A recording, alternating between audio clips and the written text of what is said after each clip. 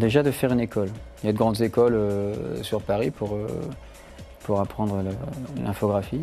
Alors bon, bien sûr, il y a différents styles d'infographie. Comme je disais, on parle d'infographie de la PAO.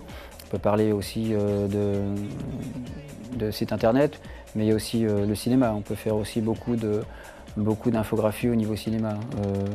Les effets 3D, tout ce qui se fait maintenant dans les grands films cinéma sont faits tous avec de l'infographie.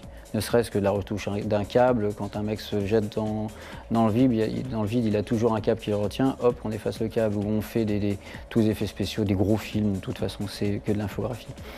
Et donc je disais qu'il y a de grandes écoles pour ça, et obtenir un diplôme.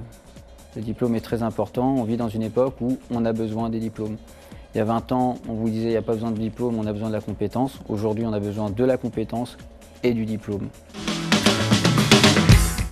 Moi, je travaille personnellement essentiellement sur de la retouche photo, donc sur des composites de mannequins. Je fais aussi du site internet, de la PAO, tout ce qui touche à l'impression, des documents.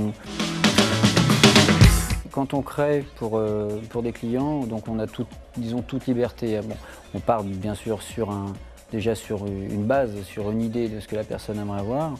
À partir de là, après, on développe l'idée de ce travail.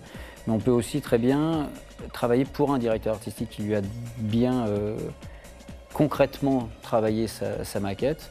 Et là, je travaille sur l'exécution propre et simple du document.